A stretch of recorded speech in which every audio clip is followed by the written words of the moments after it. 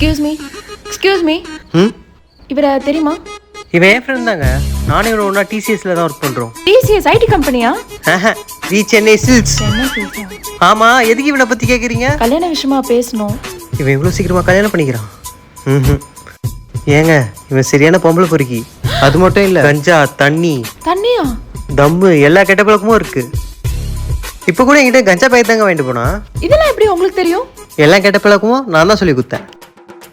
So நீங்கள் தான் சொல்லி கொடுத்தீங்க? அஃப்கோர்ஸ் நான் தாங்க. ஓ, அப்போ அவனுக்கு கல்யாணம் நடக்காதுல்ல? கண்டிப்பாக நடக்காது. ஆனால் அவனுக்கு இல்லை, உனக்கு. நாங்கள் சொல்கிறீங்க?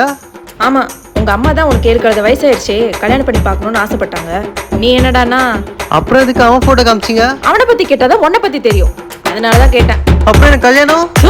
உனக்குலாம் கல்யாணம் ஒரு கேடு.